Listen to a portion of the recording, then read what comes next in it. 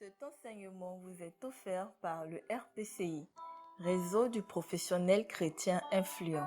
Bâtir un monde prospère où la plupart des décisions relatives à la vie des populations sont influencées par la parole de Dieu. Gloire à Dieu. Mets ta main sur ton cœur, s'il te plaît. Demande au Seigneur un esprit de sagesse et de révélation à sa connaissance.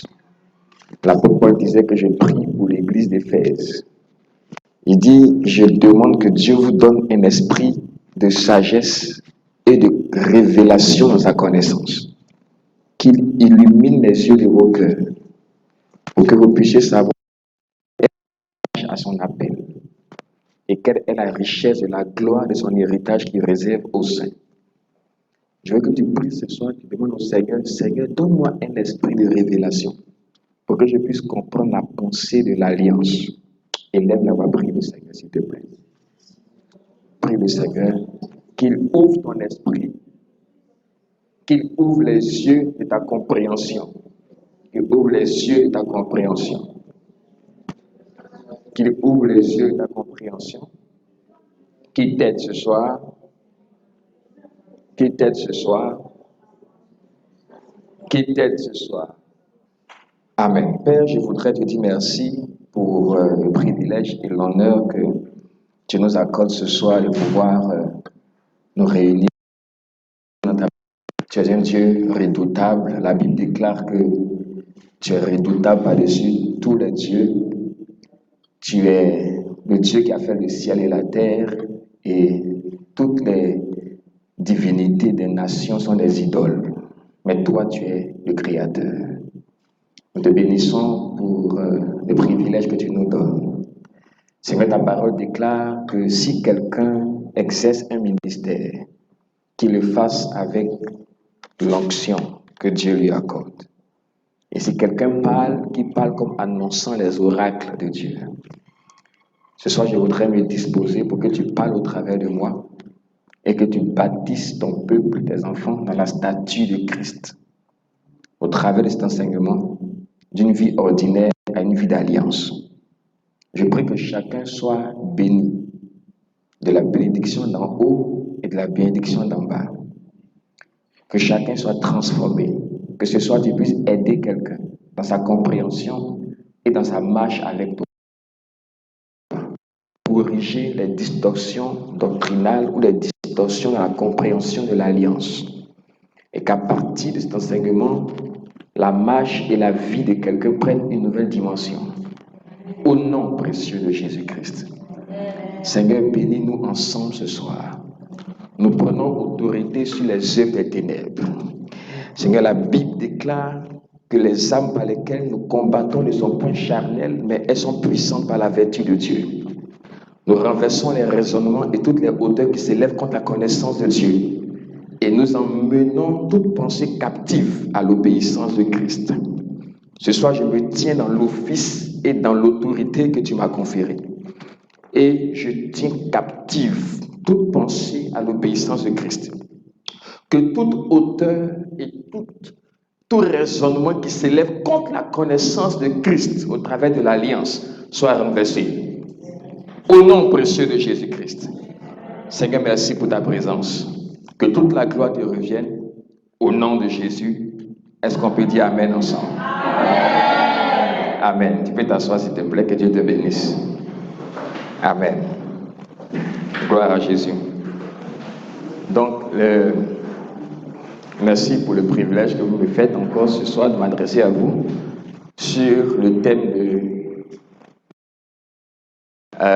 l'alliance, d'une vie ordinaire à une vie d'alliance. C'est un thème assez important que je dois traiter en deux sessions. Donc, je vais commencer aujourd'hui. Le sommet que je vais aborder est en 3 parties. Je vais aborder la première partie aujourd'hui et les 2 parties demain à la même heure. Donc, les objectifs du séminaire, en tout cas les objectifs que je me suis fixés par rapport aux attentes des uns et des autres, c'est d'abord de corriger les faiblesses et les distorsions de compréhension de corriger les faiblesses et les distorsions de compréhension sur l'alliance et qui ont créé beaucoup de confusion dans la vie de beaucoup d'enfants de Dieu. De sorte qu'aujourd'hui, beaucoup d'enfants de Dieu ont des difficultés dans leur marche avec Dieu parce que on entend souvent un thème, tisser une alliance avec Dieu. Si tu ne tisses pas une alliance avec Dieu, si tu n'as pas une alliance avec Dieu, tu ne peux pas arriver à un certain niveau. Donc ça fait que il y en a qui se disent, est-ce que moi j'ai une alliance avec Dieu?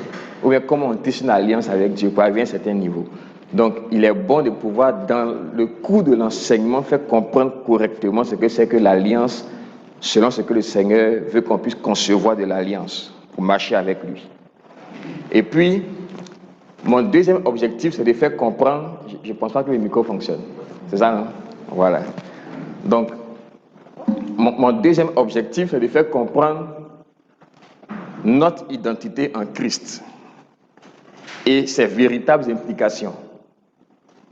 Quand tu comprends véritablement ton identité en Christ et ses implications, et que tu les manifestes pleinement, ça va faire que les gens vont dire que tu as une alliance avec Dieu. Donc les gens en fait à qui on dit qu'ils ont une alliance avec Dieu, c'est des gens qui ont juste compris ce que c'est que l'identité en Christ ainsi que les implications et qui le vivent. Tout simplement. C'est important de comprendre, ça va revenir là-dessus. Et puis, troisième point, c'est de marcher consciemment et consciencieusement avec Dieu dans la nouvelle alliance. Un robuste témoignage chrétien. Quand ton témoignage chrétien est robuste, les gens disent que tu as une alliance avec Dieu. Amen. Merci. On m'entend sans les micros? Ou bien, c'est mieux les micros? C'est mieux? Ok. Donc, le plan que je vais suivre, j'en parlais tantôt, comprendre l'origine et la nécessité de l'alliance. Parce que l'alliance n'est pas une option, c'est une obligation. Dieu ne peut pas marcher avec un homme sans alliance. Et on va le comprendre. C'est pourquoi quand vous prenez la Bible, les 66 livres qui forment la Bible sont appelés Nouvelle Alliance et Ancienne Alliance, c'est-à-dire Nouveau Testament et Ancien Testament. Donc la révélation de Dieu envers l'homme est appelée Alliance ou Testament. Ça veut dire que c'est impossible que Dieu interagisse avec l'homme au-delà ou bien en dehors de l'alliance. Ce n'est pas possible. Le deuxième point, c'est les alliances de la promesse. Je vais faire comprendre le sens et la dynamique d'une vie ordinaire. Parce que le thème, c'est passer d'une vie ordinaire à une vie d'alliance. Donc, une vie extraordinaire, c'est ce que je veux dire. Donc, le deuxième point qu'on va commencer demain, et on va terminer demain en même temps, c'est les alliances de la promesse. Comprendre le sens et la dynamique d'une vie ordinaire. Comprendre le sens et la dynamique d'une vie ordinaire. Le troisième point, c'est la vie d'alliance. Être un témoin de la vie de Dieu avec l'appui de preuves. Quand on parle d'une vie d'alliance, c'est simplement être un témoin. Mais un témoin qui a des preuves, dont la vie produit des preuves. Et on va en parler. C'est ça la vie d'alliance, tout simplement. Donc, comprendre l'origine et la nécessité absolue de l'alliance. Le séminaire, comme je l'ai fait d'habitude, je pose des questions, je demande des volontaires. Quand il n'y a pas de volontaires, je désigne des volontaires. Si je demande qu'est-ce que l'alliance, qui me donne une réponse? Parce que je ne suis pas sûr que c'est un thème qui est nouveau pour chacun de nous. Oui? Léandre? C'est Léandre, non? Voilà. Alors, je dirais que l'alliance, c'est une influence entre deux pratiques où chacun définit le rôle qu'il a à jouer dans l'entreprise. Ok. Merci. Une entente entre deux parties. Quelqu'un d'autre? Oui. Un contrat entre deux personnes. Un contrat entre deux personnes. D'accord. Elle et puis ensuite, Steph. Oui. Allez-y. C'est un accord entre deux entités. Un accord entre deux entités. Très bien. Oui.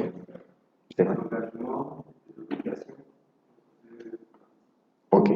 Les engagements et les obligations en deux parties. D'accord. Je vais poser une question encore. Euh, on entend souvent dire tisser une alliance avec Dieu. Je veux savoir, parmi vous ici, qui a tissé une alliance avec Dieu? Qui a déjà tissé une alliance avec Dieu?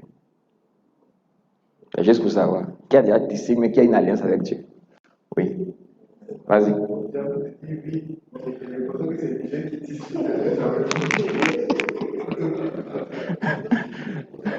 Tu as envie de dire oui? D'accord.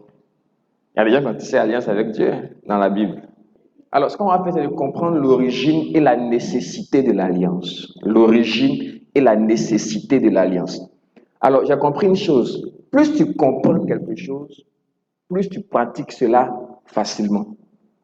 Ouais, le problème dans le corps de Christ ou en général dans la vie, c'est le problème de compréhension. Mon peuple périt parce qu'il lui manque la connaissance. Quand tu ne comprends pas quelque chose et que tu pratiques, tu ne peux pas avoir les bénéfices de cela. Quand tu ne comprends pas quelque chose et que tu ne marches pas dans la chose, tu ne peux pas produire les effets de la chose comme il le faut. C'est pourquoi j'ai décidé que pour la première partie, on va insister sur la compréhension de l'origine de l'alliance. D'où vient l'alliance et en quoi ça consiste? C'est ce qu'on va faire aujourd'hui. Tout a commencé dans le jardin. Tous les thèmes bibliques, si vous voulez les comprendre, il faut repartir dans le jardin. Sinon, vous ne comprendrez pas. Parce que l'histoire que Dieu est en train d'écrire avec nous a commencé dans le jardin, avec Adam et Ève. Tu ne peux pas comprendre réellement ce que Christ est venu faire si tu ne comprends pas ce qui s'est passé avec Adam et Ève. Tu ne peux pas comprendre des thèmes comme l'alliance, le sacrifice, des thèmes comme les offrandes, des thèmes comme la rédemption, comme la puissance, des thèmes comme l'union. Tout ça, tu ne peux pas comprendre si tu ne comprends pas ce qui s'est passé à l'origine. Ce n'est pas possible. C'est impossible. C'est pourquoi quand on commence à enseigner des choses de Dieu en commençant par ce que Christ a fait, on ne comprend pas. Ou bien on risque d'avoir des dons dans la doctrine. Parce qu'on ne va pas à l'origine. L'homme a été créé pour vivre dans une union parfaite avec Dieu. C'était le plan de Dieu, le plan originel de Dieu. C'était que l'homme puisse partager sa nature, la vie de Dieu, et que l'homme puisse prolonger sa domination sur la terre. Il dit, faisons l'homme à notre image. Genèse 1, 26 à 28. Faisons l'homme à notre image et à notre ressemblance. Et que cet homme-là domine. Donc au 28, il bénit l'homme et il dit, soyez féconds, multipliez-vous, remplissez, assujettissez et dominez. Donc, deux choses principales dans le jardin qui se passent. Dieu crée l'homme, à son image et à sa ressemblance. Donc, il crée l'homme pour partager sa nature avec l'homme. Il crée l'homme pour partager ça. Et puis, la raison pour laquelle il fait ça, c'est pour que l'homme puisse dominer toute la création. Ça, c'est le plan originel de Dieu. Le plan pour toi, le plan pour moi. Et ce plan, tu ne peux pas aller contre ce plan. Tu ne peux pas dire que tu ne veux pas dominer, parce que tu as été créé pour dominer la création. C'est pour ça que Dieu t'a créé. La seule idée que Dieu avait en tête quand il te créait, c'était pour que tu partages sa nature et que parce que tu as sa nature et sa vie, tu prolonges son règne sur la terre.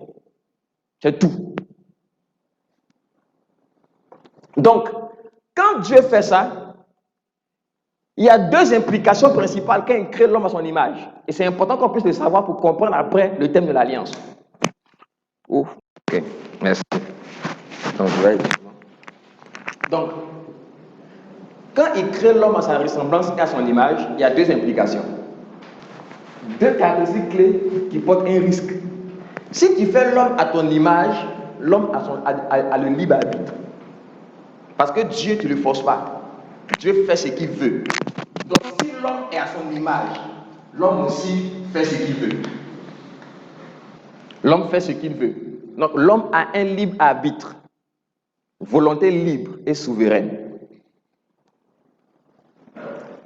qui ne peut être contrainte. Tu ne peux pas me contraindre à porter un pantalon rouge pour venir à l'enseignement de l'Alliance. J'ai dit c'est pantalon noir que je porte. L'homme a une volonté. C'est comme tu ne peux pas contraindre quelqu'un ici à rire. Si tu veux dire toutes les blagues que tu veux, il te regarde comme ça. Il a décidé de ne pas rire. L'homme a une volonté. La deuxième chose, c'est que l'homme a un pouvoir d'autodétermination. C'est-à-dire qu'il détermine de lui-même la direction qu'il donne à son existence. Ça, c'est les conséquences de créer l'homme à son image. Dieu le savait, mais Dieu l'a fait quand même. Parce que Dieu ne veut pas des esclaves. Un esclave, il n'a pas de volonté. Il fait ce que tu veux. Tu peux le contraindre. Mais quand tu crées quelqu'un à ton image, il a la pleine volonté. C'est vrai que tu veux qu'il fasse ce que tu veux, mais tu ne peux pas le contraindre. Donc, ça, même si Dieu voulait que l'homme dépende entièrement de lui pour vivre, l'homme avait la volonté de choisir s'il voulait ou pas. Ça faisait partie du fait d'être à l'image de Dieu. Donc, qu'est-ce que ça crée? Ça crée le choix de la désobéissance. L'homme choisit de désobéir à Dieu. Parce que c'est important de comprendre ça, parce qu'il y a beaucoup de gens qui pensent que, mais pourquoi Dieu n'a pas empêché Adam de pécher? Et puis maintenant, il a péché, tout le monde est maintenant tout puissant, pourquoi il n'a pas empêché? Non, Dieu ne pouvait pas empêcher Adam de pécher, parce que Adam est libre. Et Ève et Adam ont décidé délibérément. C'est pourquoi Dieu tient l'homme responsable de son péché et qu'il doit payer pour son péché. Si l'homme n'avait pas la capacité de choisir de pécher, il n'y aurait aucune raison qu'un Dieu qui est juste te condamne pour quelque chose que tu n'as pas choisi de faire.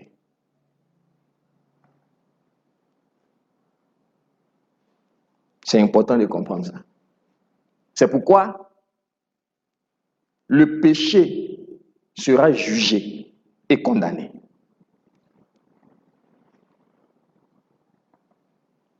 Donc, le péché s'introduit dans la relation avec Dieu. Quand on prend Romains 5,12, on dit comme par un seul homme le péché est entré. Et par le péché la mort. Et la mort s'est étendue à tous les hommes. Donc, le péché et la mort sont des réalités étrangères à Dieu. Dans la pensée de Dieu, c'est des choses qui n'existaient pas. C'est l'homme qui introduit le péché et la mort. Dans la réalité de Dieu, il n'y a pas la mort. Dieu n'a pas prévu que l'homme meure. L'homme est né pour vivre éternellement. L'homme est né pour ne jamais mourir.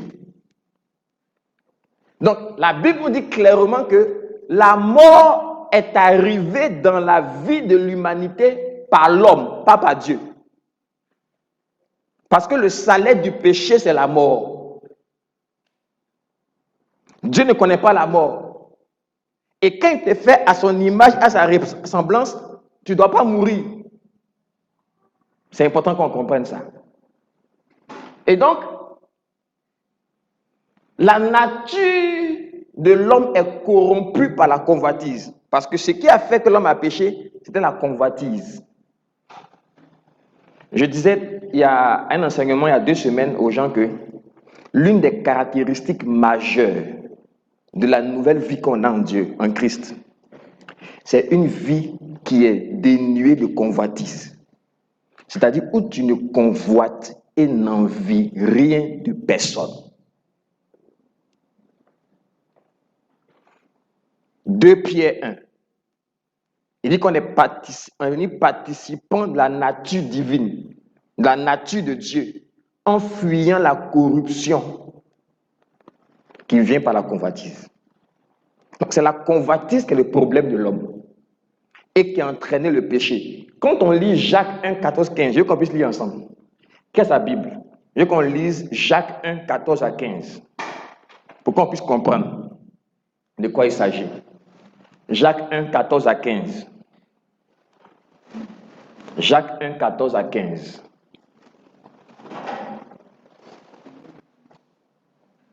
Jacques 1, oui, on peut lire. Allez-y.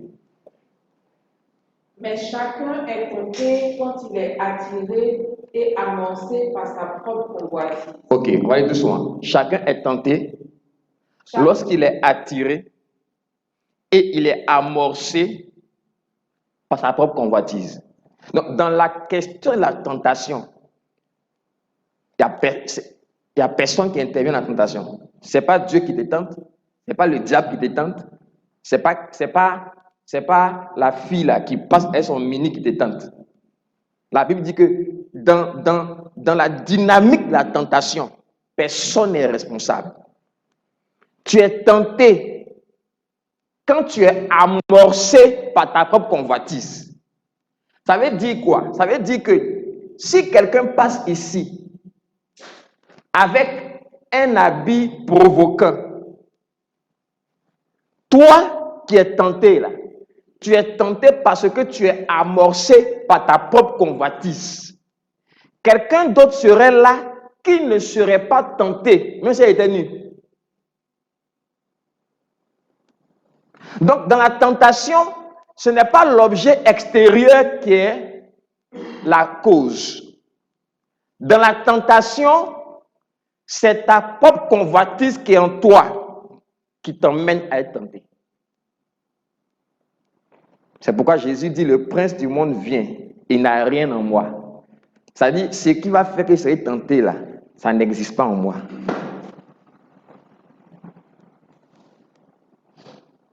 Parce que c'est quelque chose qu'il faut corriger aussi. Non, elle m'a tenté.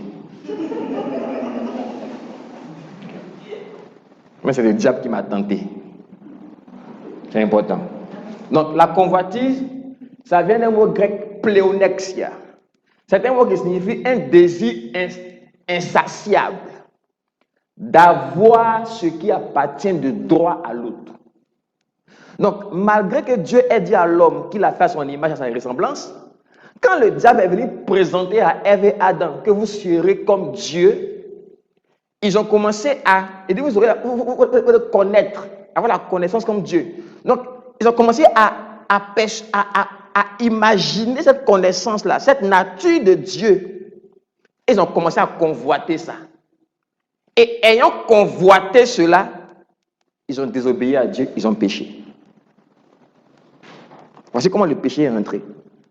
Par la convoitise de l'homme. Tout simplement. C'est comme ça que l'homme a péché. Et donc, quand l'homme pêche, il perd la nature.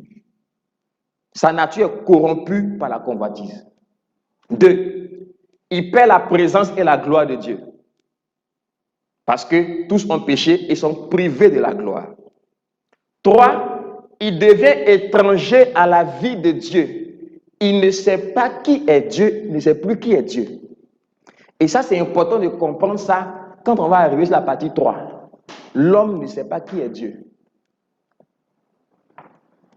Même dans l'Ancien Testament, il y a beaucoup de choses que les gens ont dit étaient un signe qu'ils ne connaissaient pas Dieu. Tu vois, quelqu'un comme Job, de Job 1 jusqu'à 42, il raconte sa vie. Maintenant, à la fin, il dit, ah, je ne te connaissais pas. Hein. Il dit quoi? Il dit, mes oreilles ont entendu parler de toi. C'est maintenant que mes yeux t'ont vu. Donc toi, non, depuis Job chapitre 1, on te suit comme si tu connaissais Dieu. Et puis vers la fin, tu nous dis que tu ne connais pas Dieu. Non, Dieu a pris, Dieu a repris. Que son nom soit loué. Job ne connaissait pas Dieu. Parce que ce n'est pas Dieu qui a pris ses enfants, sa femme et tout ce qu'il avait. C'est le diable qui a pris. Mais il ne connaissait pas Dieu. Et beaucoup de ceux qui sont dans l'Ancien Testament ne connaissaient pas Dieu. C'est pourquoi Si tu n'as pas cette compréhension-là, tu vas te laisser intimider par n'importe quelle personne qui cite n'importe quel prophète dans l'Ancien Testament. Ou n'importe quelle personne, comme si il y a des gens qui connaissaient Dieu. La plupart d'entre eux ne connaissaient pas Dieu réellement. Et personne ne connaît Dieu. Et vous allez voir pourquoi. Pourquoi Dieu devait rendre témoignage à Jésus. Parce qu'aucun homme, depuis le péché d'Adam jusqu'à Jésus, ne connaissait Dieu. Aucun homme. Aucun. Peu importe ce que vous pouvez imaginer. Les Moïse, les Jérémie, les Élie, les Ésaïe, les David, les Salomon, personne ne connaissait Dieu. Donc l'homme devient étranger à la vie de Dieu. Est-ce que jusque-là on me suit? On veut comprendre d'où vient l'alliance. Maintenant, il est livré à lui-même, il est sans défense. Il devient un esclave du péché, du diable et de la mort. Il devient un esclave du péché. Il devient impuissant. Il cherche par tous les moyens à restaurer la gloire qu'il a perdue. Parce que l'homme était vêtu de gloire. Il cherche à restaurer cela. Et dans la quête de restauration, ça c'est un autre enseignement, toutes les religions que vous connaissez, les philosophies, etc., c'est l'homme qui cherche à restaurer la gloire qu'il a perdue. Ça c'est moyen propre. C'est pourquoi Jésus n'est pas venu avec une religion. Toutes ces recherches sont malheureusement le fruit de sa nature corrompue et ne peuvent pas le restaurer. Je dis, un arbre qui est mauvais ne peut pas produire du bon fruit. Parce que la nature de l'homme est déjà corrompue. Donc tout ce qui va produire est aussi corrompu. Ça ne peut pas le restaurer. Ce n'est pas possible. Donc il a besoin d'aide. L'homme devient un esclave opprimé par le péché, le diable. Il devient un cas désespéré. Il vit une crise d'identité qui est sévère. Et puis la mort devient sa réalité. Mais pas seulement sa réalité, sa destination. L'homme a besoin d'aide. L'homme a besoin d'aide. Alors, mais Dieu est amour. Dieu est amour et il aime l'homme profondément. Il aime l'homme profondément, il veut le ramener à lui. Pourquoi Dieu veut ramener l'homme à lui? Parce que, souvenez-vous, j'ai dit que l'homme a été créé pour ressembler à Dieu et pour faire quoi? Pour dominer, pour prolonger son règne. Ça veut dire quoi? Ça veut dire que en dehors de Dieu, l'homme n'a pas de vie. L'homme ne sait pas ce qu'il est, ce qu'il fait. L'homme n'a pas été créé pour vivre en dehors d'une intimité parfaite avec Dieu. Quand moi je créais cette chaise, par exemple, j'avais une idée. Donc l'homme, quand Dieu créait l'homme, il y avait deux choses qui guidaient la création de l'homme. Quand l'homme n'est pas dans ces deux choses-là, l'homme ne se retrouve pas. La première chose, c'est que l'homme est la vie de Dieu, la ressemblance. Quand l'homme n'a pas ça, l'homme vit une crise d'identité. Deuxième chose, quand l'homme n'est pas en train de dominer, n'est pas en train de faire quelque chose pour dominer comme Dieu sur la terre, il n'est pas à l'aise. Parce que la pensée de qui a mené à sa création, c'était ça.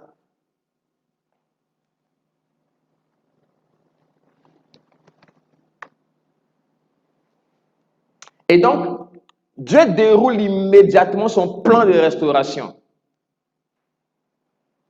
Je veux que tu me suives attentivement. J'ai fait comme si je nous conduis quelque part. Parce que, je vous assure, moi je suis pasteur, je suis dans le milieu évangélique. Il y a beaucoup de distorsions sur les thèmes bibliques. Les gens ne comprennent pas. Et ça fait que beaucoup d'enfants de Dieu sont comme captifs. Et ça fait qu'ils ont idéalisé et ils ont mis sur un piédestal ce qu'on appelle les serviteurs de Dieu. En croyant que c'est eux seuls qui ont des alliances. Ou bien si quelqu'un commence à avoir des résultats le voir, il fait des miracles, il chasse 2 démons, il a une alliance. Ou bien quelqu'un est en train de prospérer de façon extraordinaire, financièrement, matériellement, il a une alliance. Mais il faut qu'on explique sur la base de la parole de Dieu qu'il n'y a rien d'extraordinaire, c'est quelque chose qui est accessible à tout le monde.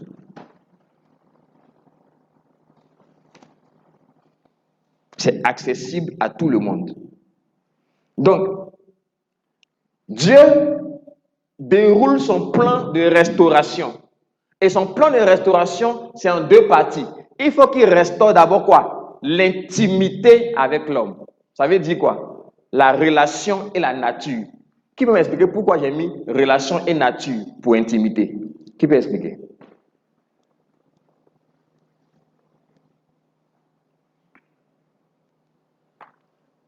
Qui a compris ce que j'ai expliqué depuis le commencement et qui peut me dire pourquoi l'intimité avec l'homme concerne la relation et la nature?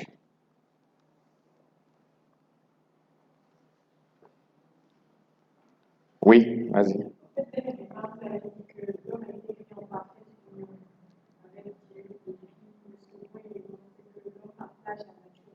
Mhm.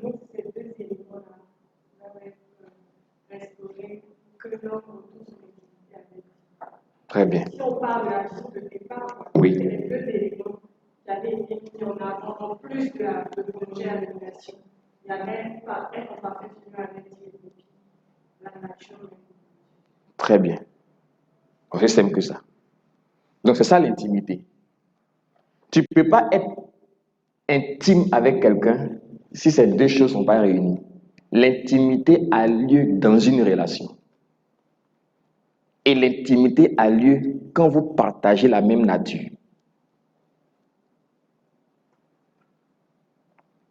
C'est très important. Donc, pour que Dieu soit intime avec l'homme, il faut qu'il restaure d'abord la relation qui a été rompue par le péché.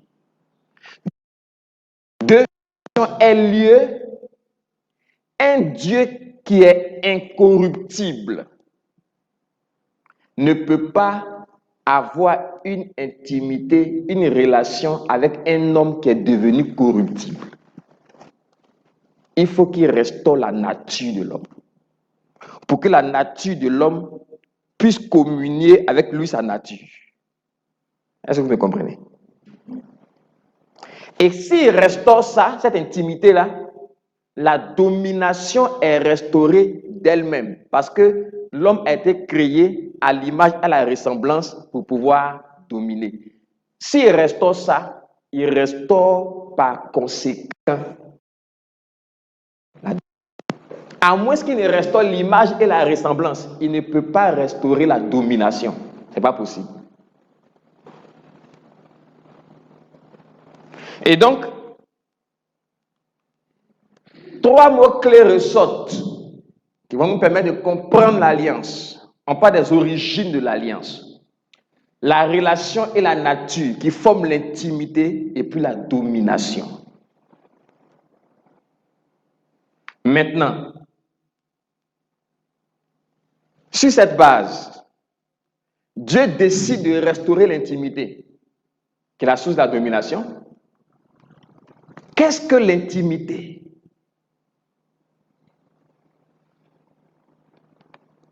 Qu'est-ce que l'intimité? Parce que si tu ne comprends pas l'intimité, tu ne comprends pas l'alliance. Parce que quand on parle d'alliance, en fait, je vais vous dire quelque chose, l'alliance n'est pas un contrat. Parce que quand on fait un contrat avec quelqu'un, c'est parce qu'on ne veut pas qu'il tu ne veux pas qu'il te double. Bon, quand moi je suis en entreprise et fais un contrat avec un fournisseur, mais un client, pourquoi il fait le contrat? Est-ce qu'on ne peut pas juste se mettre d'accord sur les thèmes et puis on avance? Est-ce que notre contrat là, c'est parce qu'on se fait confiance ou parce qu'on se méfie? Qu'est-ce qui est plus fort dans le contrat? La méfiance. Donc, l'alliance de Dieu, ce n'est pas quelque chose qui est basé sur la méfiance. C'est quelque chose qui est basé sur l'amour. Voilà pourquoi c'est différent d'un contrat. Et donc, chaque fois, on a toujours dit que l'alliance, c'est un contrat. Elle est thème. Il faut respecter. Seigneur, vraiment, j'avais dit que vraiment, j'avais prié 3 fois par semaine, mais donc, vraiment, j'ai brisé l'alliance. Je ne vais pas prier une fois cette. Ou bien, j'ai une alliance avec Dieu. Tous les mois, je dois venir balayer l'église. Tous les premiers dimanches, je dois balayer l'église de 8h à 9h. Je dois venir ce dimanche-là. J'ai brisé l'alliance. Non, j'ai une alliance avec Dieu où je me réveille à 3h du matin pour prier, pendant 2 heures chaque nuit. Parce qu'il faut que il faut que j'entretienne l'alliance. J'ai une alliance de puissance. J'ai été fatigué cette nuit-là parce qu'on a beaucoup travaillé, on a beaucoup fait, on a beaucoup été sur le terrain, au travail. Vraiment, je me suis endormi. Il est 6h. J'ai brisé l'alliance.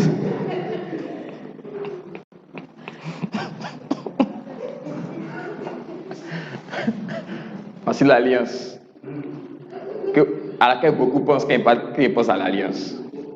Mais j'ai une alliance avec Dieu, en plus de ma dîme, de mes deniers de culte. Je dois s'aimer 30% de mon salaire chaque mois. C'est mon alliance. Il a fait ça, pendant 6 mois. Le 7e mois, c'est chaud.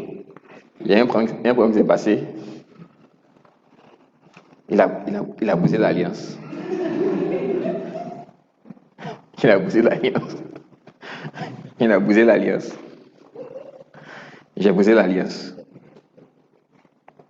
Bon, il se répand. Seigneur, je me répands parce que j'ai brisé l'alliance. Je n'ai pas respecté les thèmes de l'alliance. Seigneur, pardonne-moi. Je reprends. Il répond encore. Là, mais c'est pire. La première fois, c'est 6 mois. Quand il a repris là, 1 mois après, il brise encore. Il revient. Oh Dieu, tu connais ton serviteur. Et pour que Dieu l'écoute mieux, pour que Dieu voit la sincérité de son âme, il se couche à terre pour prier ce jour-là. Oh Dieu, voici ton serviteur. Tu connais l'état de mon cœur. Seigneur, Dieu de miséricorde, ton serviteur a brisé l'alliance. Restaure-le.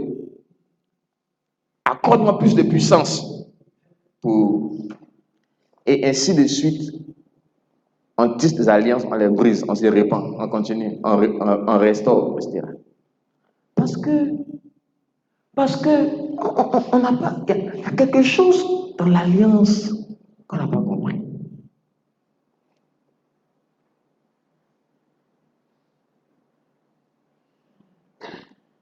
Parce qu'une des choses, et j'anticipe, une des choses que l'alliance que Dieu a traitée avec nous en Christ, et je vais venir là-dessus, une des choses que ça a enlevé complètement, c'est la conscience du péché.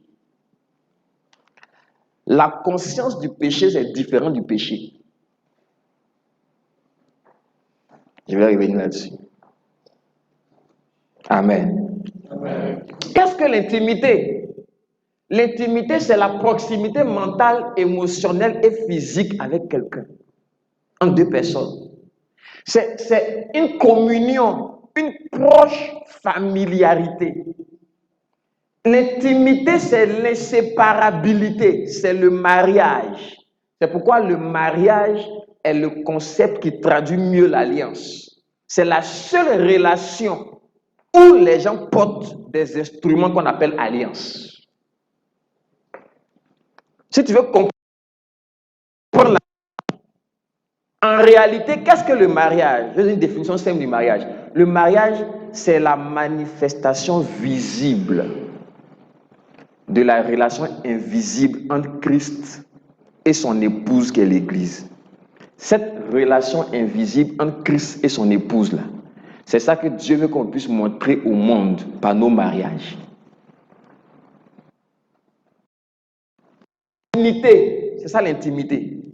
La dévotion. Quand on parle d'intimité, c'est la dévotion. C'est l'attachement, c'est l'amitié, c'est la fidélité, la mutualité. On a tout en commun. C'est l'appartenance, la bonne volonté. Tout ça. Il y a plein d'autres synonymes qui signifient intimité. C'est ça l'intimité. Et c'est ça là que Dieu doit restaurer. Et comment il restaure ça? Donc Dieu est devenu problématique.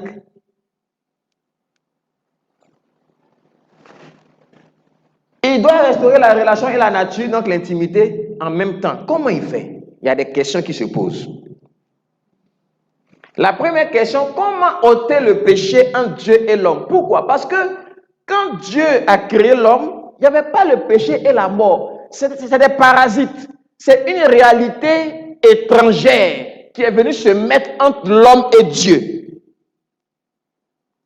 Comment ôter le péché? Mais en même temps qu'il veut enlever le péché, Dieu est juste. Donc, comment juger l'homme pour son péché? Parce que quelqu'un qui pêche doit être jugé. Parce que le péché doit être jugé. Pourquoi? Parce que Dieu est juste. Si Dieu ne juge pas le péché, Dieu n'est plus juste. Comment enlever la corruption de la nature de l'homme pour permettre la communion avec un Dieu qui n'a pas de corruption?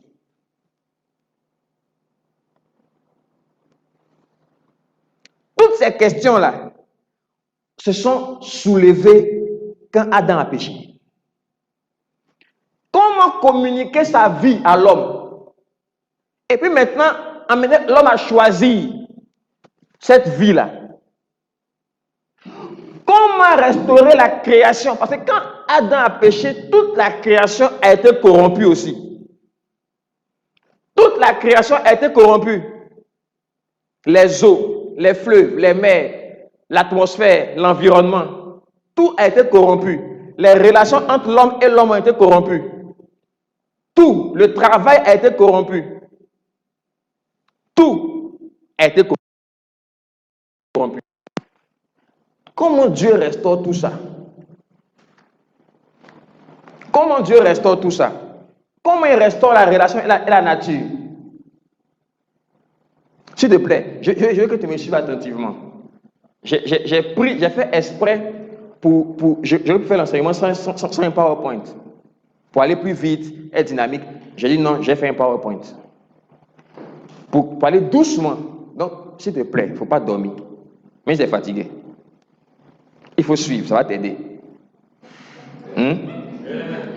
D'accord? Il faut suivre. C'est important, il faut suivre. Ça va t'aider. C'est pourquoi au début, j'ai dit il faut prier pour un esprit de révélation. Parce que quand tu viens suivre un enseignement avec des préconceptions, des préjugés, il y a des choses que tu veux entendre déjà. Par exemple, tu peux venir à l'enseignement en te disant moi, je veux savoir comment on tisse une alliance avec Dieu. Donc, toi, dans tout l'enseignement, c'est ce que tu attends. Donc, quand tu ne vois pas ça, tu dis mais Joe, moi, je voulais savoir comment tisser une alliance avec Dieu. Il n'a pas parlé de ça. Parce que tu es venu avec toi-même. Ça dit toi-même, tu devais prendre les micros pour nous enseigner. Mais malheureusement, tu es assis. Sinon, tu peux nous enseigner même. Voilà pourquoi. Et puis, il faut que tu suives. Parce que pendant l'enseignement, Dieu va pouvoir te dire des choses. Tu dois ouvrir ton cœur. C'est important. Sinon, j'ai vu les attentes.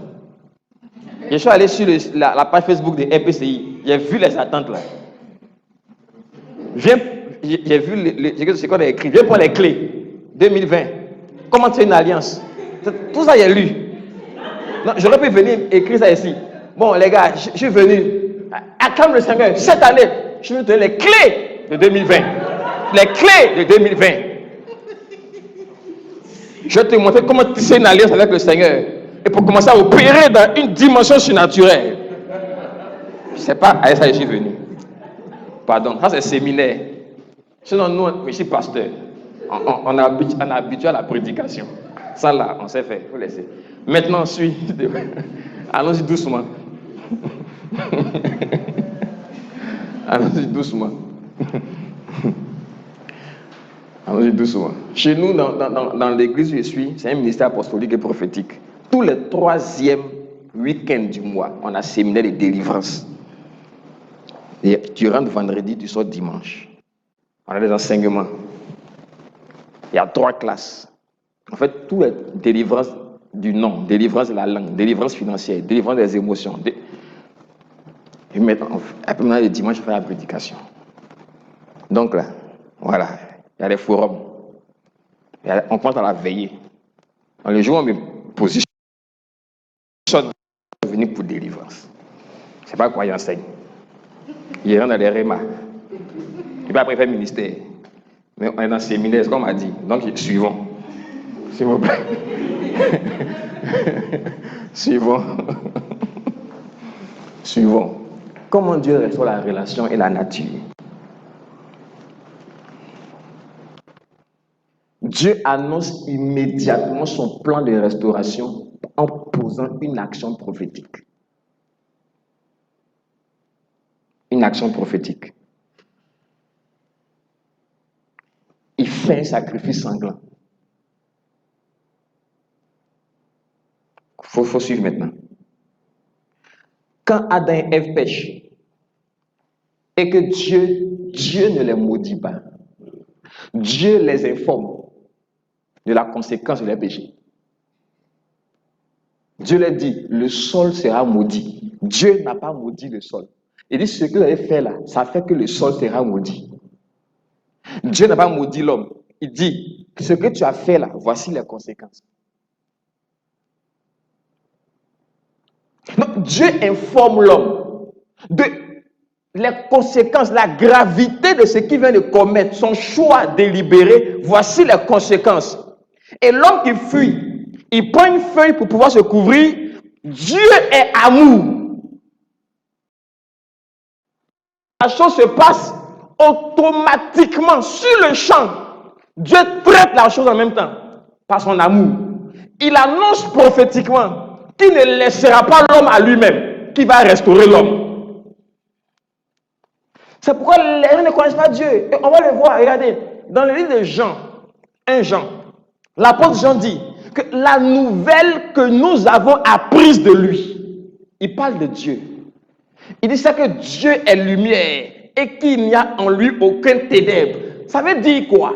Quand l'apôtre Jean dit qu'on a appris que Dieu est lumière, que c'est la nouvelle que nous les apôtres qui avons marché, mangé avec Jésus, la nouvelle qu'on a apprise de Jésus, c'est ce que Jésus nous a dit, nous les apôtres qui avons marché et mangé avec lui. C'est que Dieu est lumière. L'apôtre est en train de nous dire que depuis le temps d'Adam jusqu'aux apôtres, aucun homme ne savait que Dieu était lumière. Voilà pourquoi c'est la nouvelle qu'on a apprise. Aucun homme, depuis Adam jusqu'aux apôtres, aucun, en passant par Moïse, Samuel, eux tous, personne ne savait que Dieu était lumière et qu'en lui, il n'y avait aucun ténèbre. Ça veut dire que 90% des choses qu'on attribue à Dieu, ce n'est pas Dieu. Pourquoi? Parce que les gens ne connaissent pas Dieu. Et je vais vous dire pourquoi. J'anticipe. Je vais vous dire pourquoi Dieu devait rendre témoignage à Jésus. Dieu a rendu témoignage à Jésus parce que Jésus était le seul qui allait rendre témoignage à Dieu. Il dit personne ne connaît Dieu. Donc Dieu maintenant dit aux gens, écoutez-le, parce que c'est lui seul qui me connaît et qui va vous dire qui je suis. Et c'est ça, c'est ce qu'on appelle le témoignage. Quand on parle de témoignage, on va revenir là-dessus dans la partie 3. Quand on parle d'alliance, on parle de témoin. Quand tu as une vie d'alliance, tu es un témoin à des preuves. Tu es un témoin de quoi? Tu es un témoin de qui est Dieu. Que l'homme a perdu depuis le jardin. Plus aucun homme ne sait qui est Dieu. Donc quand on dit une vie d'alliance, c'est quelqu'un qui connaît qui est Dieu et qui témoigne, qui dit la vérité sur Dieu par sa vie avec des preuves. Avec des preuves. Ça on appelle l'alliance. On va comprendre. Donc, Dieu fait un sacrifice sanglant. Comment? Il tue un animal, ce qui est induit par le verset. Il prend la peau et puis il couvre l'homme et la femme dans leur nudité. Ils étaient nus, ils ont fui. Dieu leur dit, qui vous a appris que vous êtes nus? Qui vous a appris que vous êtes nus? Est-ce que vous avez mangé de l'arbre que j'ai défendu de manger? Et Dieu prend un animal, il le tue. Il fait un sacrifice sanglant. Il prend la peau, il le couvre. Il annonçait prophétiquement comment il allait restaurer la relation. Amen. Amen. Maintenant, pourquoi? Parce que l'homme a perdu la nature, la vie de Dieu. Et pour restaurer la vie de Dieu, il faut du sang. Parce que la Bible dit que la vie se trouve dans le sang. La vie de la chair se trouve dans le sang. Lévitique 17:11. Il n'y a que le sang qui peut couvrir ou ôter le péché. Il n'y a que le sang qui peut communiquer la vie. On va revenir là-dessus. Donc Dieu fait un sacrifice sanglant pour pouvoir restaurer l'intimité. Regardez. Le mot sacrifice, c'est un mot qui vient d'un mot hébreu korban ou korban. La racine hébreu c'est korav. Le mot sacrifice, son sens initial, c'est pas faire une offrande ou bien faire quelque chose. Non. Le mot sacrifice signifie se rapprocher. C'est ce que veut dire korban. Le mot sacrifice signifie se rapprocher ou bien venir près. Donc quand Dieu fait le sacrifice, l'idée c'est de rapprocher de nouveau l'homme qui s'est éloigné de lui. Voici ce que veut dire sacrifice. Le sens initial de sacrifice, c'est rapprocher quelqu'un qui s'est éloigné. Donc, le sacrifice dans la pensée de Dieu avait pour essence et pour but de rétablir et de maintenir l'intimité. Quand moi je fais un sacrifice de 3 millions pour l'œuvre de Dieu, ou de 2 millions, je fais pourquoi? Je ne suis pas en train de faire ça parce que je veux une prospérité extraordinaire. Non. Quand tu fais un sacrifice, tu es en train d'approfondir ton intimité avec Dieu. C'est tout. Tu es en train d'approfondir ta dépendance de Dieu. Parce que quand tu prends 5 millions, toi tu prends et puis tu investis dans l'évangélisation. Tu es en train de dire quoi comme message? Tu es en train de dire que moi, je dépends de Dieu. Donc le sacrifice, son essence première, c'est rétablir et maintenir son intimité et sa dépendance de Dieu. Quand Dieu demande un sacrifice, c'est juste pour tester si tu dépends de lui.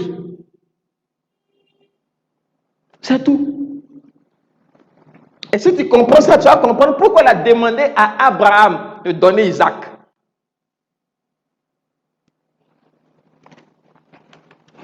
Donc, comment se fait un sacrifice sanglant? On est en train d'aller dans l'alliance maintenant. Comment se fait un sacrifice sanglant? Le sacrifice sanglant est fait en coupant un être vivant qui a du sang.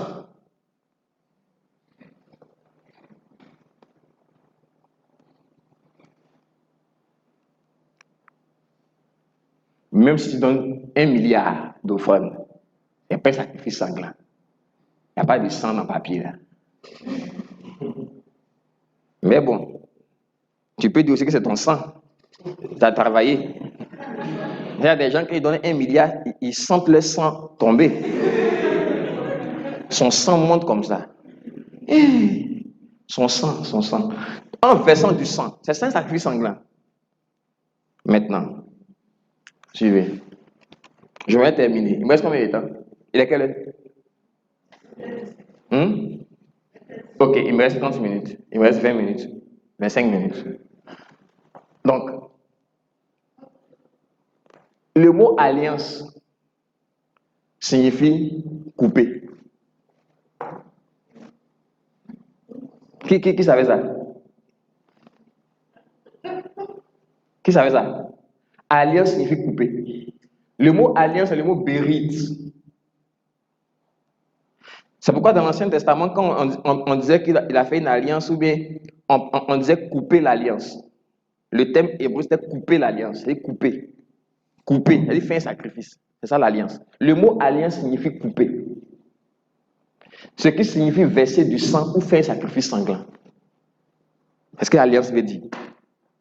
Donc, l'alliance et le sacrifice sont des thèmes qui sont interchangeables. Si le sacrifice dans la pensée de Dieu, c'était pour rétablir et maintenir l'intimité, c'est que c'est le sacrifice qui établit l'alliance.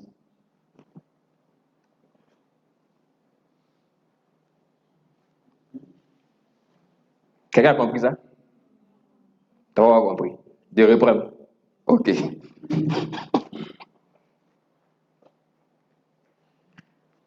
La Bible n'a pas été écrite en anglais ou en français. La Bible est écrite en hébreu et en grec. Donc, souvent quand on enseigne et puis on donne les sens hébreu ou grec, c'est pas pour faire le malin. C'est juste pour donner le sens originel, le sens que Dieu a donné aux mots quand il a inspiré ceux qui ont écrit la Bible. Deuxième chose, tu ne peux pas comprendre un mot si tu ne comprends pas son sens originel. Quand le mot a été créé là, il voulait dire quoi? C'est ainsi que le mot sacrifice ne signifie pas d'abord se priver de quelque chose. Ça, c'est le sens qu'après le thème anglais, français a donné. Donc, quand j'ai fait un sacrifice, je me suis privé de quelque chose de valeur pour une autre chose. Ça, c'est le sacrifice, c'est ce qu'on croit. Mais le mot sacrifice, dans la pensée biblique, parce que ça, c'est le langage biblique, l'apôtre Paul dit que nous utilisons des thèmes spirituels pour les réalités spirituelles. On ne peut pas prendre des thèmes physiques pour expliquer des choses spirituelles. Sinon, on mélange et on ne comprend pas. Le sacrifice, dans le thème spirituel originel, signifie simplement rapprocher ou venir près. C'est ce que sacrifice signifie. Voilà pourquoi la première fois où Dieu lui-même fait un sacrifice, c'est pour rapprocher l'homme de lui.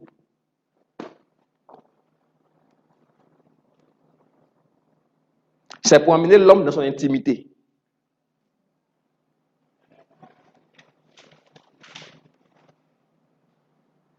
C'est pourquoi il faut comprendre l'esprit des actes qu'on pose. Si moi je viens et je fais un sacrifice pour le frère Guéla, quel est l'esprit, le véritable esprit dans lequel je le fais? Quel est le véritable sens de mon sacrifice? Est censé faire en sorte qu'il se rapproche de moi. Et il va se sentir proche de moi naturellement si je suis quelqu'un qui me sacrifie pour lui. Même si je ne demande rien, naturellement même. Il va dire ici, là, ici, là, ici, là, vous tous là. C'est lui là seul qui se sacrifie pour moi.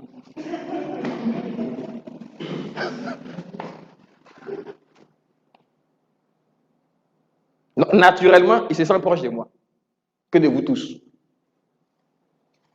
Donc, si je viens et puis je veux le ramener près de moi, je veux la ramener près de moi, qu'est-ce que je fais?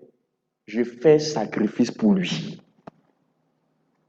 Voici le sens du sacrifice. Le sacrifice, c'était pour rapprocher l'homme qui s'était éloigné de Dieu. C'est le sens. Et le mot alliance signifie couper. Alliance, c'est pas contrat, un engagement. Alliance signifie couper.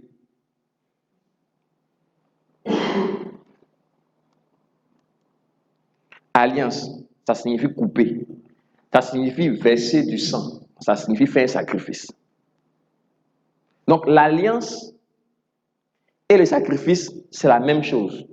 C'est pour rapprocher des gens dans l'intimité. C'est pour rétablir ou établir une intimité.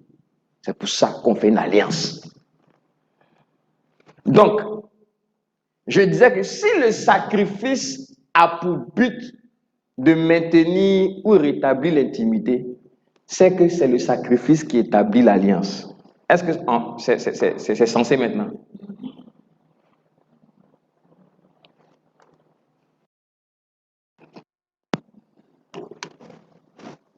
Elle qui est derrière, dis-moi si elle a compris. Elle n'a pas compris. Tu as compris? Un peu.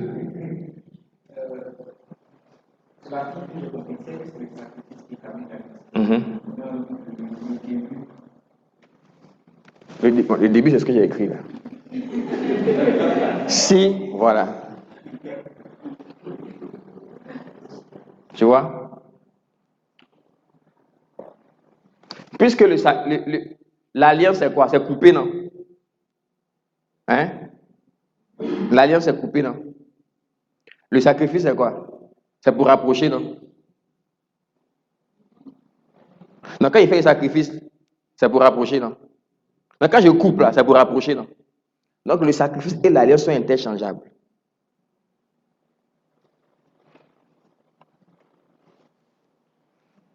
Bon, vous allez comprendre. Vous allez comprendre plus tard. On va continuer.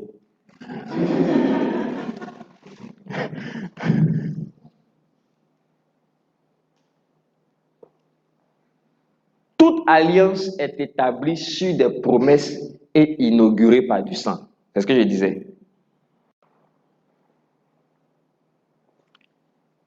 C'est-à-dire par un sacrifice sanglant. On va lire un peu de paroles. Mais pas que, tu vois, non. On dit que j'invente les choses.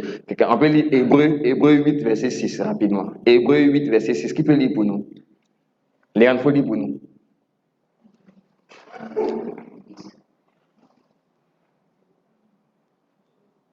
Léon, tu peux lire pour nous? Tu sais pourquoi j'ai désigné?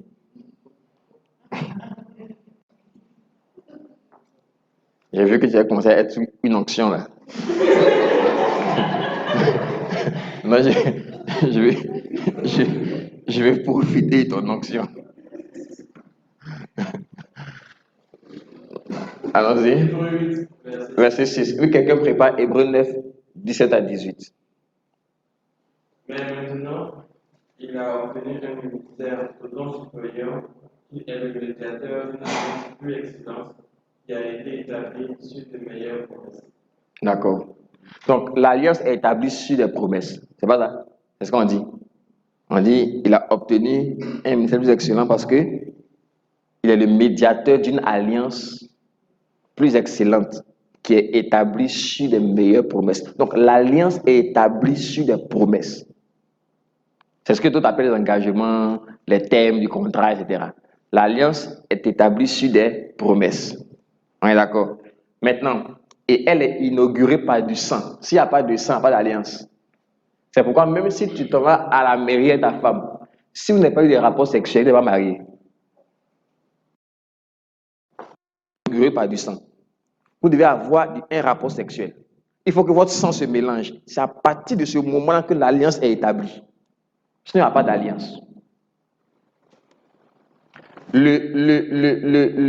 L'anneau, là, ce n'est qu'un symbole. L'anneau n'établit pas l'alliance. C'est le sang qui inaugure l'alliance. Est-ce qu'on se comprend?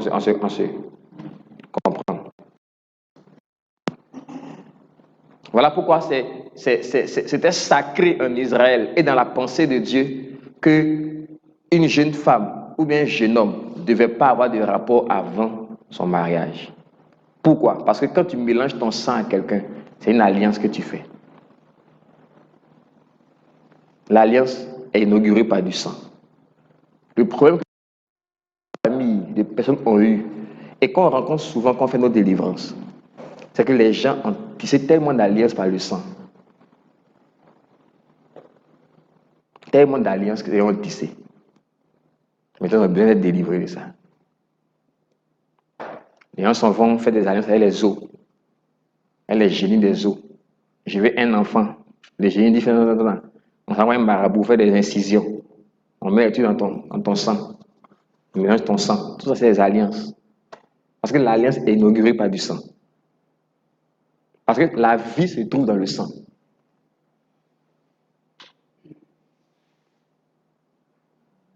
Amen. Hébreux 9, 17 à 18. Hébreux 9, 17 à 18. Un testament, en effet, n'est valable qu'en cas de mort, puisqu'il n'a aucune force tant que le testateur vit. Voilà pourquoi c'est avec du sang que même la première alliance fut inaugurée. Très bien. Donc, on parle de testament, pas d'alliance. Quand le Nouveau Testament, c'est la nouvelle alliance. L'Ancien Testament, c'est l'ancienne alliance. Et ici, il nous dit que même que ce soit l'Ancien Testament ou le Nouveau Testament, ça a été inauguré avec du sang, c'est-à-dire avec la mort de quelqu'un. C'est des principes spirituels. Et donc, la restauration de la pensée et du projet initial de Dieu pour l'homme passait nécessairement. Vous voyez pourquoi je dis que l'alliance n'est pas une option, c'était une nécessité. Si Dieu devait restaurer sa pensée initiale pour l'homme, ça passait obligatoirement par une alliance par le sang.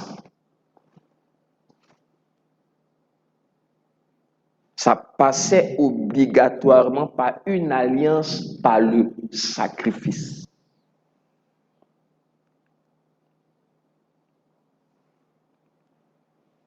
Je veux que tu... Je ne vais pas continuer. J'ai presque fini la première partie parce que on parle d'une vie d'alliance. Vous allez voir ce qu'on appelle une vie d'alliance. Quelqu'un a dit, l'alliance là, c'est Dieu qui initie l'alliance.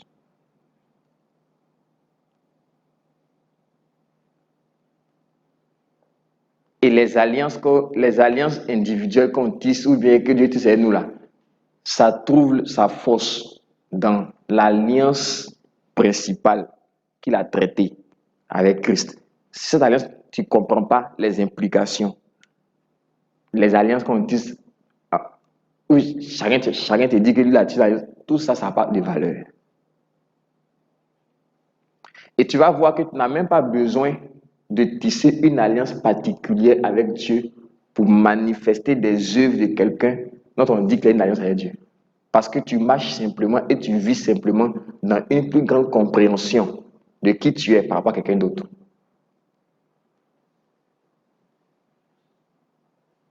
Tout simplement. Parce que Dieu, la relation qu'il veut avoir avec toi, elle n'est pas basée sur des thèmes, comme si vous étiez des inconnus, des ennemis. Moi, je n'ai pas d'alliance particulière que j'ai traitée avec ma femme ou mes enfants. Je n'ai pas d'alliance avec mes enfants. Il n'y a aucun de mes enfants qui un jour venu me voir, papa, j'ai fait une alliance avec toi. Ça sera bizarre. Quelle alliance avec moi?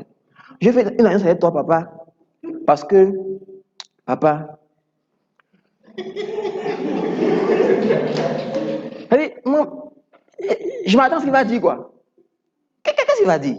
Et souvent, c'est ce que Dieu est là et puis nous regarde. Il dit, mais ça c'est. Il dit, mais on peut périr parce qu'il lui manque la connaissance. C'est ton père qui est là. Tu viens le voir tout solennellement dans la prière. Tu es dans la présence de ton père. Ce n'est pas quelqu'un de ton papa. Ton papa. Papa, est tout en sérieux. Papa, je vais tisser une alliance avec toi. Et mon alliance que je vais tisser avec toi, papa, je veux, papa, te servir. Je te servir, papa. Tu as pu aller moi pour me servir en tant que mon fils? C'est naturel de me servir? Tu es mon fils. Si tu comprends ce que veut dire fils et papa, là, tu me sais. Tu vas bien me dire qu'il a fait alliance avec moi. Papa, je veux te signer une alliance avec toi pour pouvoir télécharger tes richesses. Saisis la prospérité que tu as là. Je saisis ça, papa.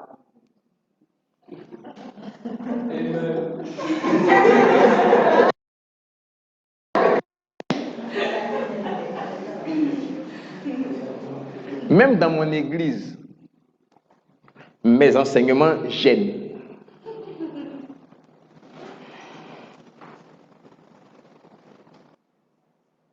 Je vous dis la vérité. Même dans mon église.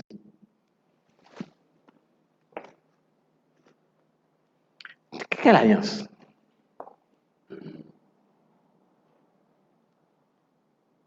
Parce que souvent, quand on veut prospérer de façon surnaturelle, là, on commence à dire non, il faut une alliance avec Dieu. Non, mais je dis, quand tu comprends qui tu es en Christ, tu ne fais pas alliance pour s'aimer dans l'œuvre de Dieu. Ça devient naturel pour toi. Et en le faisant naturellement, Dieu aussi déverse sur toi naturellement toutes ses richesses. Il n'y a pas alliance dedans. Non, quand tu fais ça, comme tu comprends, comme tu marches à un niveau de compréhension élevé de qui tu es et de qui est Dieu, les gens qui ne connaissent pas Dieu intimement, quand ils te voient, ils vont dire, la seule raison pour laquelle il dit ça, c'est parce que lui-même, il ne marche pas dans ça. D'abord, il ne comprend pas, et puis il ne marche pas dans ça aussi. Il n'est pas prêt même. Libre habite, il n'est pas prêt. Il n'est pas prêt.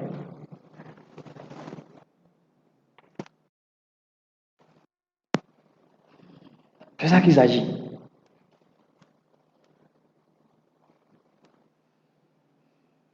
Amen. Amen. Donc, c'est important. Voilà pourquoi, avant de rentrer dans l'alliance même, là, et puis la vie d'alliance, il faut qu'on comprenne le fondement. C'est ce que je voulais établir aujourd'hui. Quand tu as compris d'où vient l'alliance, quand tu as compris que l'alliance et les sacrifices c'est un seul et même thème, quand tu as compris la pensée originelle de Dieu concernant l'alliance et les sacrifices, on ne peut plus t'intimider sur la fête d'alliance. On ne peut plus t'intimider.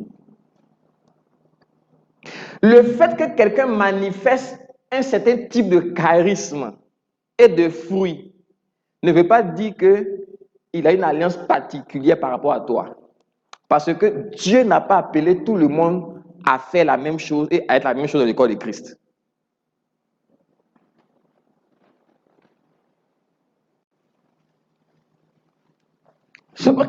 Quelqu'un peut t'intimider. Je vous ai dit que la clé, c'est qui a est sorti de l'intimité. C'était la convoitise et l'envie. Non, chaque fois que tu sens une convoitise nette dans ton cœur à cause d'un message ou une prédication, un enseignement, ça ne vient pas de Dieu. Ça ne vient pas de Dieu. Il y a des gens dans le corps de Christ qui ont reçu des dons. Tout le monde n'a pas les mêmes dons. Il y en a qui ont le don de parler en langue, plusieurs langues. Il y en a qui ont une interprétation. Paul dit, si tu parles en langue, demande une interprétation. Il y a des gens qui ont le don des guérisons. Ce n'est pas de guérison, des. Il y en a qui ont le don des miracles. Donc, celui qui fait les miracles, il va venir te dire que lui, il a une alliance avec Dieu.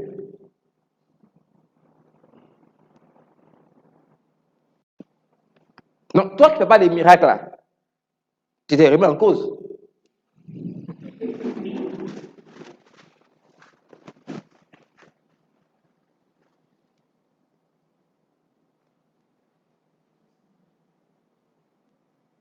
Mais et les gens les petits enfants qui ont un don de guérison, il a quelle alliance? Il y a des petits là, ils ont 14 ans. Et ils brillent comme ça là. Cancer, tu as disparu. Quelle alliance?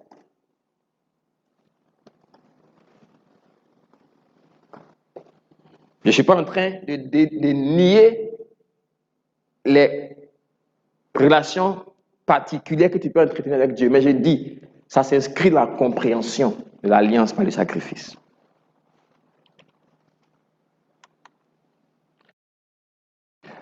Les mariages sont des relations d'alliance.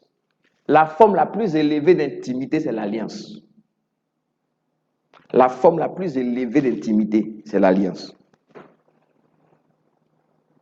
C'est pourquoi c'est l'alliance qui rétablit l'intimité. Et c'est pourquoi l'intimité se voit essentiellement dans le concept du mariage pour fonder une famille.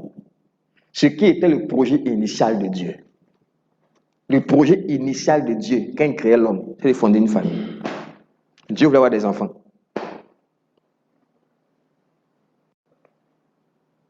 Dieu voulait avoir des enfants. Dieu voulait des enfants au sein d'une seule et même famille. On appelle l'Israël de Dieu. Israël, c'est la famille que Dieu voulait. Et la nation israélite, physique, pas spirituelle, physique, était une ombre, était un modèle que Dieu voulait montrer. Dieu voulait montrer un modèle lorsque il y a une relation d'alliance, d'intimité avec quelqu'un, avec une nation, avec une famille. Dieu voulait juste montrer à quoi ça ressemble. C'était son plan initial. Mais avant de le faire, il voulait juste le montrer avec la nation israélite. Donc, qu'est-ce qu'il va faire? Il va commencer maintenant par appeler Abraham. Il va commencer maintenant l'alliance avec Abraham. Et on va revenir là-dessus. Et donc, quand on lit Jérémie 30, 24, Jérémie 31, 1 à 3, on peut lire ça pour terminer. Quelqu'un peut lire ça, s'il vous plaît? On a fini.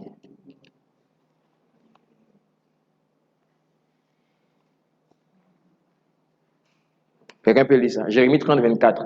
Et puis, quelqu'un lit Jérémie 31, 1 à 3.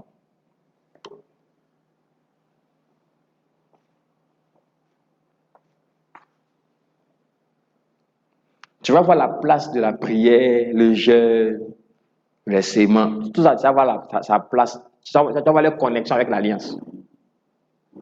Jérémie 24. La colère ardente de l'Éternel ne se calmera pas, jusqu'à ce qu'il ait accompli, exécuté les desseins de son cœur. Vous le comprendrez dans la suite des temps. Vous le comprendrez dans la suite des temps. Continuez. C'est fini? Maintenant, le 31 maintenant, le chapitre qui suit, 1 à 3. Jérémie 31, 1 à 3. En ce temps-là, dit l'Éternel. Il dit quoi? D'abord, il dit, vous le comprendrez dans la suite des temps. Ce temps dont il parlait là, c'est ça qu'il parle encore dans le chapitre qui suit. Il dit, en ce temps-là, il y a un temps qui arrive où mon plan, mon projet initial de restauration là, va pleinement. En ce temps-là, vas-y. Dit l'Éternel. Oui. Je serai le Dieu de toutes les familles d'Israël, et ils seront mon peuple. Ainsi parle l'Éternel. Il a trouvé grâce dans le désert, le peuple de ceux qui ont échappé au glaive. Israël marche vers son lieu de repos. De loin l'Éternel se montre à moi. Je t'aime d'un amour éternel. Amen. C'est pourquoi je te conserve La bonté. Donc tous les autres thèmes sont liés à ça. Quand on parle de la grâce, David qui vient qui dit que Dieu a fait une alliance avec lui en tout point bien réglé. Tout ça, c'est par rapport à l'alliance qu'il a tissée et dont il a parlé dans ces temps-là. Quand Jésus est venu avec la grâce c'est quoi? C'est lié à tout ça. La grâce, c'est lié à ça. On va comprendre. Amen. Amen. Amen. Est-ce que quelqu'un a compris quelque chose ce soir? Regardez. L'alliance. Voici ce que Dieu cherche en réalité. Tu vois ça? Tu imagines celle-là? Papa, il fait une alliance avec toi. C'est pourquoi sortez du milieu d'eux et séparez-vous, dit le Seigneur. Ne touchez pas à ce qui est impur et je vous accueillerai. Je serai pour vous un père et vous serez pour moi des fils et des filles. Dit le Seigneur Tout-Puissant. Ça a toujours été son plan. Époux, épouse. En ce jour-là, dit l'Éternel, tu m'appelleras mon mari et tu ne m'appelleras plus mon maître. Tout ça, il était en train de prophétisé lui-même par les prophètes ce temps de restauration et son projet initial. Il dit, car ton créateur est ton époux, l'Éternel des armées est son nom. Il voulait l'intimité qu'il a perdue dans le jardin là. Ça a miché Dieu, mais il fallait qu'il restaure ça. Le péché et la mort sont venus. Et depuis ce jour-là, Dieu, il veut restaurer ça. Donc quand il trouve quelqu'un qui est en parfaite intimité avec lui, c'est ça l'alliance. Une parfaite intimité où tu dépends de Dieu, tu dépends de lui dans tous les domaines. La vie des enfants, ta famille, ton travail, tes finances, tes projets, tu dépends de lui. Et quand tu dépends de Dieu entièrement, et quand Dieu sait que tu dépends de lui, on va comprendre demain. Ce qu'il a dit à Abraham. Il dit, Abraham, je jure par moi-même, en bénédiction, je te bénirai. En multiplication, je te multiplierai. Parce qu'Abraham était dans l'alliance. Abraham n'a pas dit, Seigneur, je vais tisser alliance avec toi. Abraham n'a tissé aucune alliance avec Dieu. David n'a tissé aucune alliance avec Dieu. C'est Dieu qui a tissé alliance. C'est Dieu qui a restauré les gens dans l'alliance qui a été perdue. Je ne dis pas qu'on va tisser alliance. Si tu veux, tu peux tisser. Mais je dis, la meilleure façon de briser une alliance avec Dieu, c'est de tisser l'alliance. Si tu veux, il faut tisser. La meilleure façon de briser ça, c'est de tisser. Quand tu commences à dire à Dieu, j'ai fait ça pour toi, c'est là même que il y a un jour où tu ne feras pas. Avant, je ne comprenais pas ça aussi. Hein. Alliance qui est tissée avec Dieu.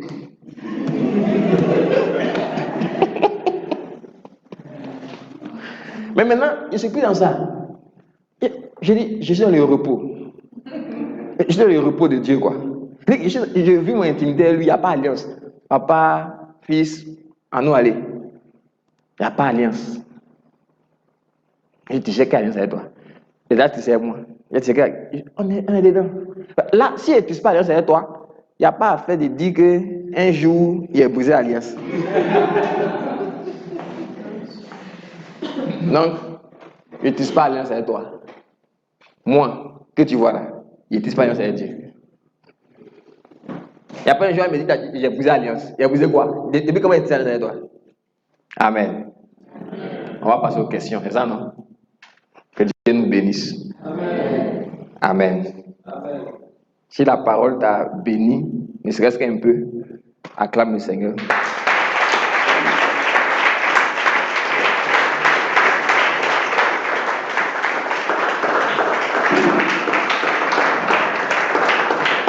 Regarde, chaque fois que tu vas voir que quelqu'un a tissé alliance avec Dieu, ou il dit qu'il a tissé alliance avec Dieu, là, chaque fois que tu vas voir ça, c'est l'Ancien Testament. Mais le Nouveau Testament, tu ne verras personne tisser alliance avec Dieu. Et te mets au défi, il faut chercher. Paul a tissé alliance avec Dieu. Paul. Paul a dit quoi? Il y a quel jour tu as vu Paul tisser alliance avec Dieu? Pierre, Jean.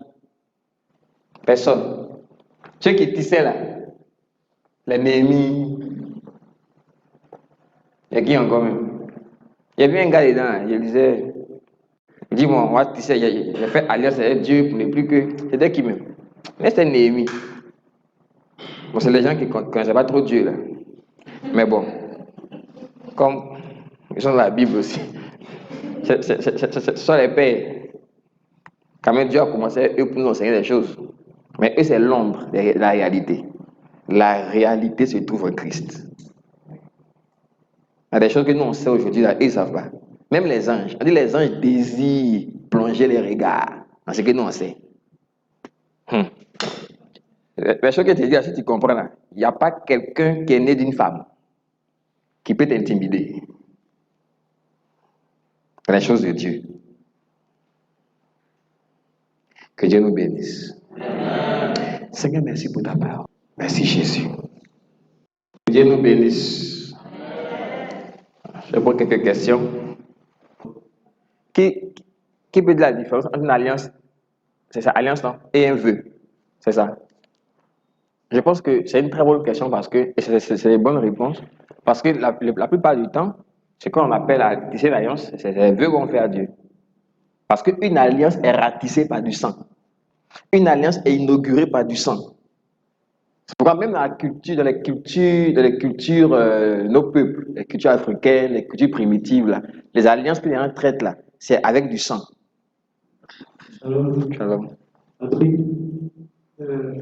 j'ai entendu dire que le sang Pas qui?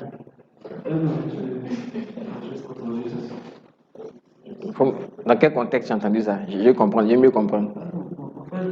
Oui, j'ai entendu on dit si je travaille, c'est mon sang, c'est ma sueur, c'est mon sang. Donc ce que j'obtiens comme salaire, comme revenu, c'est mon sang.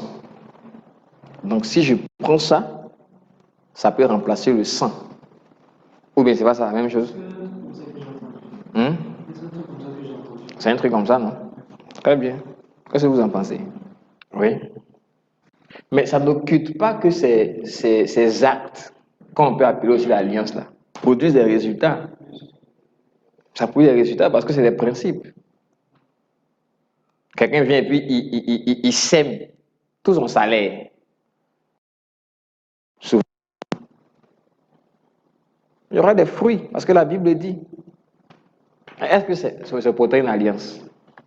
Je veux qu'on comprenne l'alliance. Parce que ce que je vise avec l'enseignement, c'est de nous faire marcher dans l'alliance. Ce que Dieu attend de nous. Et ce que les apôtres ont fait, qu'on explique l'alliance que Dieu a traitée avec la nouvelle alliance là. Dieu, il dit, si j'avais faim, je ne vous donnerais pas à manger. Parce que le monde et tout ce qui contient m'appartiennent. Ça veut dire quoi? Ça veut dire que tout ce que Dieu a créé appartient. Les animaux des champs, les poissons, etc. C'est des richesses. Dieu, pour nous restaurer dans l'intimité, aurait pu prendre tout ça. C'est des milliards de dollars. Il aurait pu prendre tout ça et puis donner. Il sait que ça ne vaut pas le sang de Jésus. Quand on parle du sang, c'est parce que la vie est dans le sang. Donc, on ne peut pas mélanger l'alliance que Dieu a traitée avec nous avec les petites choses qu'on fait avec lui qu'on appelle alliance. C'est ça que je parle. Donc, ce que Dieu attend de nous, d'abord, Dieu veut qu'on ait une compréhension de haut niveau de l'alliance qu'il a traitée d'abord. Et avant même de commencer à faire l'alliance avec lui, là, Dieu veut que tu comprennes d'abord l'alliance qu'il a faite là. Il faut que tu comprennes ça. Quand tu as compris maintenant les implications de ça, tu marches dedans. C'est ça que Dieu attend de toi. Ça t'éviter de te fatiguer pour, tu sais, aller à gauche et à droite. C'est ça qui parle. Tout ce que Dieu a fait dans la Bible pointait vers cette alliance-là. Et on n'a même pas abordé Jérémie 31, où il parle de la nouvelle alliance. C'est demain qu'on va aborder ça. Quand il parle de la nouvelle alliance, en quoi ça consiste? Quand il finit de dire cette alliance-là, il dit si on peut briser les lois, le soleil, tout ça, pourquoi il dit ça? Pourquoi il dit si on peut empêcher le soleil d'éclairer le jour et puis la lune et les étoiles d'éclairer la nuit? C'est qu'on peut violer mon alliance que j'ai traitée. Ça veut dire que cette alliance-là, elle est inviolable. Ça veut dire que cette alliance-là, elle ne peut être brisée que le jour où le soleil ne va plus donner sa lumière et où les étoiles et la lune ne vont plus donner la lumière. Ça veut dire que c'est le jour où le monde va finir, là, que cette alliance-là aussi sera brisée. C'est ce que vous avez dit. Il dit, personne n'enseignera plus personne, son frère. Jérémie 31. Il dit pourquoi? Il dit, personne n'enseignera plus personne. Pourquoi? Et puis il dit, car quoi? Car tous quoi? Car tous me connaîtront. Du plus petit au plus. Ça veut dire quoi? Quel était le problème des autres alliances? Les gens ne connaissaient pas Dieu. Toutes les alliances qui traite là. Non, il y a Dieu. C'est parce qu'ils ne connaissaient pas Dieu qui fait ça. Dieu dit, il y a une alliance que je vais faire maintenant là, où les gens vont me connaître. Parce qu'avant, la personne ne me connaissait. Donc chacun vient et puis se joue les enseignants sont camarades. La nouvelle alliance, là, même si j'établis des gens comme pasteurs, apôtres, prophètes, prêtres, etc., c'est pas parce que les autres ne me connaissent pas que vous les enseignez. C'est juste pour les équiper, pour arriver à l'unité de la foi. Sans me connaître là, eux tous me connaissent. Parce que je vais écrire mes lois dans leur cœur. Je vais mettre mon esprit en eux. Donc, le fait que moi je vienne aujourd'hui enseigner sur l'alliance, c'est pas parce que vous ne connaissez pas Dieu. Mais dans la nouvelle alliance, tout le monde connaît Dieu. Tout le monde connaît Dieu. Est-ce que vous me comprenez? Bon, vous ne me comprenez pas encore. Vous ne me comprenez. Alliance, là, c'est vaste. 2 jours, là, c'est pas beaucoup. Hein. Bon, enfin, 2 jours. Tout le monde connaît Dieu. Tout le monde connaît Dieu. Avant l'alliance, on ne connaissait pas Dieu. Quand je dis on ne connaissait pas Dieu, là, c'est pas. Ils ne le connaissaient pas. C'est-à-dire, ils ne le connaissaient pas. Israël, là, c'était des païens. Quand on dit païens, là, et puis c'est eux qui nous appellent païens. Les gens ne connaissaient pas Dieu. La nouvelle alliance, là, tu connais Dieu. C'est pourquoi ça fait mal quand tu vois des enfants de Dieu qui sont manipulés et qui sont maltraités. Ça fait mal à Dieu. C'est pourquoi tous les apôtres, lisez les épîtres, épîtres de Pierre, les épîtres de Paul, les épîtres de Jean, eux tous, il y avait un seul avertissement qu'ils donnaient, et tous les épîtres. C'était contre les fausses doctrines. C'était contre les enseignements tordus. Qu'allait remettre les gens sous la domination encore de l'homme, du péché ou du diable. C'était le seul avertissement. Parce que la nouvelle alliance, là, tout le monde connaît Dieu. Oui. Notre question. Allons-y. Shalom. Shalom. Je voudrais savoir, lorsqu'on fait une offrande à Dieu, et qu'après Dieu nous répond, on nous Suite, très bien. Et ça va revenir dessus. Il y a dit quelque chose de très important.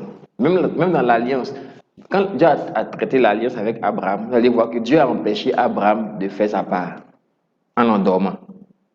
C'est-à-dire que c'est Dieu qui a fait. Il n'y avait aucune part de l'homme. La seule chose que l'homme devait faire, c'est de recevoir. D'où la foi intervient. On va en parler. Donc maintenant, la chose c'est quoi? Dieu en tant que... Voilà, tu es ma fille, non? C'est ça qu'on parlait. Mon petit bébé qui a grandi, qui veut me faire une offrande aujourd'hui. C'est pas ça? Je suis content. Si mon bébé qui a grandi aujourd'hui vient me faire une offrande, je suis Dieu quand même. Je suis Dieu. Hein?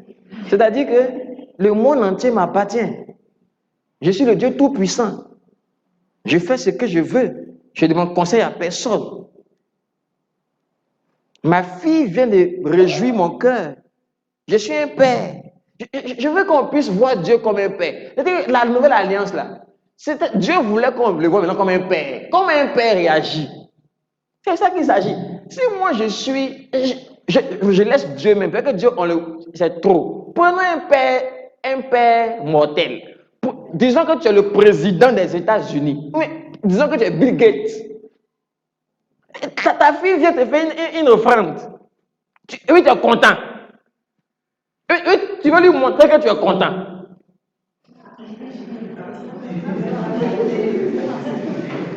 Est-ce que vous comprenez ce que je veux dire? La nouvelle alliance, là, c'est une relation de père avec enfant.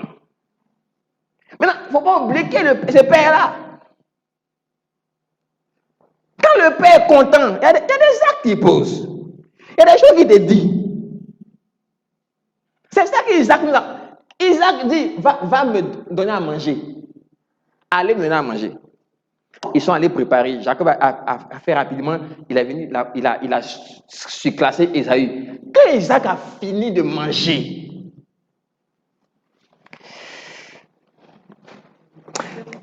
son âme était réjouie, il a roté. Non, toi, c'est les rimes. Hein.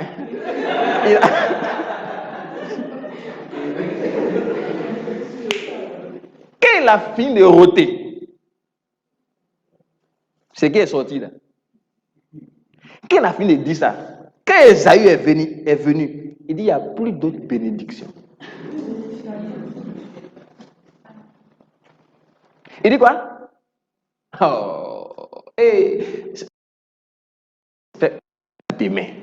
c'est-à-dire que l'alliance là, que Dieu a traité avec nous en Christ là, il n'y a plus d'autres bénédictions derrière.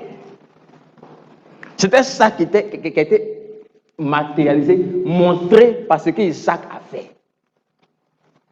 Je suis en train de faire un enseignement sur l'héritage. Activer ton héritage puissant. Je dis, quand Isaac a fini de parler à Jacob, il dit, il n'y a plus d'autres bénédictions derrière. C'était une image de la bénédiction que Dieu nous a donnée en Christ. Il n'y a pas autre alliance à venir faire avec lui. C'est trop petit, il faut laisser ça. Il faut marcher dans la conscience de cette alliance qu'il a traitée là. Quand c'est la nature de Dieu qu'il a restaurée, tu fais des choses naturellement comme un fils agit avec son père. Si mon père a un royaume, je travaille pour que son royaume avance. Ce n'est pas un truc surnaturel pour moi. Que je viens donner 10 millions pour faire avancer le royaume de Dieu, ce n'est pas un truc extraordinaire pour moi. Si l'intimité entre moi et mon père était restaurée, et quand j'ai donné ces 10 millions là à mon père pour que son royaume avance, ce n'est pas aussi un truc surnaturel pour mon père qui est content de me faire une promesse, mon fils. Tu comprends? Voilà ce que je fais pour toi. Quand il a fait là, ce n'est pas alliance, c'est relation père-fils.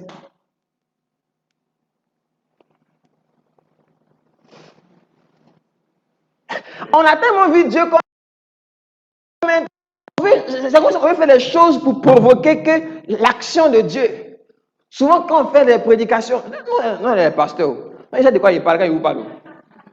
Non, pour provoquer la bénédiction, provoquer la main de Dieu, provoquer l'exaucement. Ouais, quand tu comprends maintenant la relation entre un père et un fils, toutes ces choses ne t'intimident plus. Quand l'intimité est établie, là, on ne va pas te poursuivre pour donner. On ne va pas te poursuivre. C'est ça que Dieu cherchait.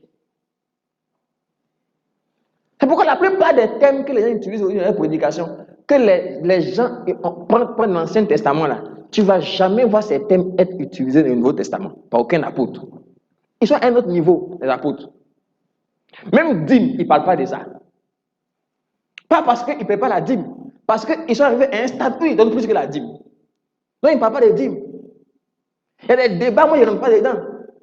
Débat de dîme, je ne débat pas de ça. Parce que si tu es encore dans le débat de dîme, c'est que tu n'as rien compris même à la nouvelle alliance. Parce que la nouvelle alliance, là, la dîme, là, c'est petit. Nouvelle alliance, là. Nouvelle alliance.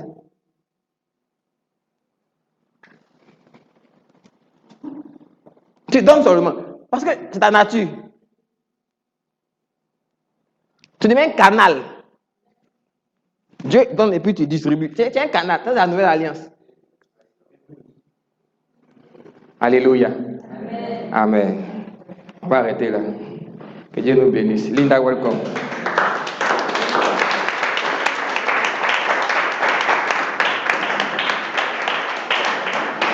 Les niveaux des applaudissements montrent que c'est maintenant qu'on l'a compris en fait.